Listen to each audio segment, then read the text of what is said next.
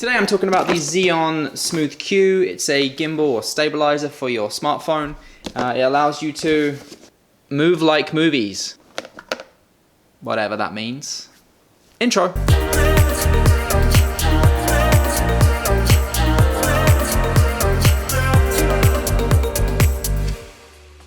So why did I buy this? I've got a couple of trips lined up. I just went on a trip and I wanted something to be able to use my phone for a quick run and gun. Sometimes you don't want to carry around a camera with you, and I wanted to be able to use my phone. The 4K video is pretty good, it's acceptable for YouTube, so figured I'd try it out. It was $100 American or $129.99 Canadian. I think it's actually the cheapest one you can buy on Amazon as well. All the reviews are really good, so I figured I'd give it a go. So when you get it in the box, it comes in this mini guitar looking case kind of thing, unzips, and it comes, that's it pretty much, just the stabilizer itself inside the box there. You can order it in different kits. I ordered one with like a tripod thing, which I've never used and don't intend on using. I actually think I already own that anyway for something else. So this thing is, I guess, well made for something that's made of plastic. It does feel solid. Really only has a couple of moving parts. The one part being the axis here, the other part being the axis here. So to set it up, you just get your phone. It says it takes up to an iPhone 8 Plus, which is probably one of the biggest phones that you could get. So it'll pretty much take anything. The way it goes in, there's a little kind of clamp here, and you can also turn it to work in portrait mode as well if you wanted to for Instagram stories. So to set it up, you literally put your phone inside the stabilizer like so. You do need to balance it, but really if you're using the same phone over and over, you really only need to balance it once. To balance it, you only need to control one arm. It's not like a regular stabilizer where you have like 3 different axes to work on. You just need to work on the one, which is this one here, and make sure it doesn't kind of lopside like that. To set that up, you loosen a little dial just here, and you basically move that until it's pretty much balanced. Then you tighten that back up again, and then turn it on. And to turn it on, you click and hold the red button. There you go, and that's it. It's on, it's balanced. From there, it's pretty straightforward. You have a joystick here which can control movements up and down, like so. And then there's some other things you can do as well, but the basic stuff is up and down, and then you're just gonna move it around to do what you want to do. So I used this traveling last week, and I just wanted to share with you my initial thoughts on it. So when you look at the footage initially on your phone, it actually looks really good. It's very smooth. It does look kind of cinematic as well, honestly. From shooting with a phone, I'm just quite impressed. I put my phone in this and I stuck it out of a window of a car while we were driving through some really scenic mountains in Red Rock Canyon, and through some other mountains in Lake Mead, just outside Vegas. And it looks really nice, really cinematic, really smooth.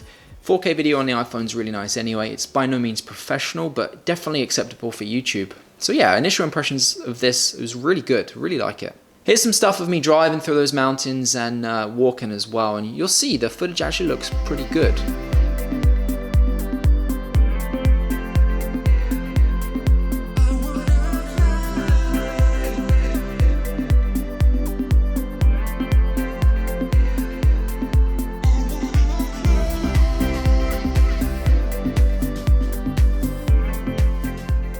Now the bits aren't so good about this. So yes, it does have micro jitters. I'll show you some micro jitters now so you can see.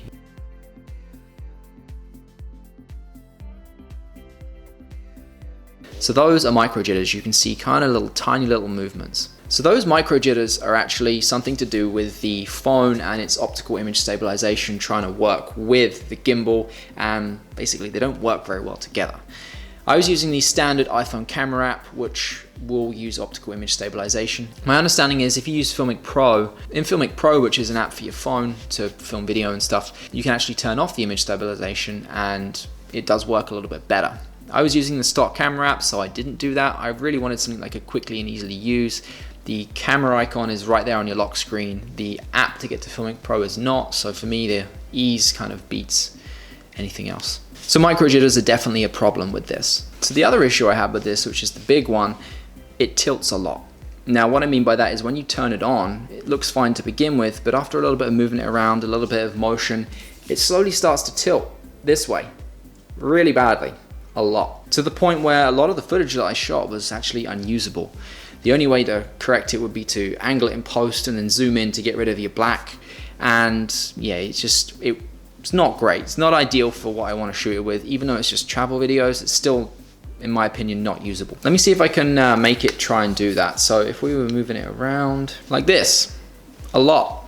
Now yes, you can correct that. If you double click this button here, it gives you the option to be able to angle it back to the other direction. But if you're shooting something and you want to be able to get that shot, say I was driving and there was a nice mountain I wanted to shoot, if it's angled like that, I've got to do that, correct it, and then get the shot, which by that point I may have already missed it. So not really very good and very useful for quick, easy things. I'll show you some video now of it angling as I'm filming and you'll see what I mean.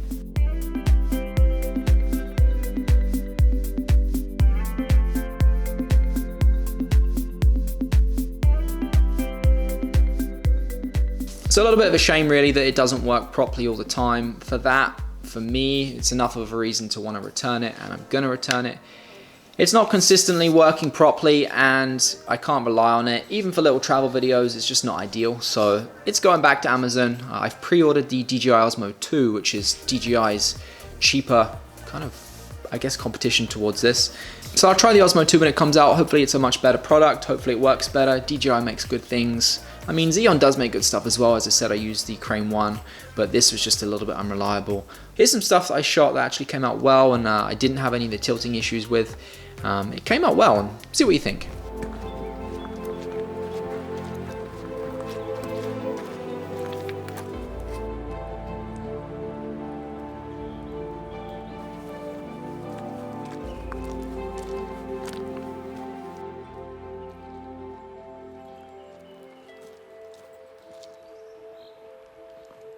So yeah, that was my thoughts on the Zhiyun Smooth Q. Just wanted to share with you my thoughts on it. Maybe you want to pick it up, maybe you don't now, I don't know. Hopefully I've helped you make that decision. As per normal, if you like this video, or if I even helped you out by telling you something about this you didn't already know, hit that like button down below, subscribe to my channel if you'd be so kind, and I'll see you in another video. See ya.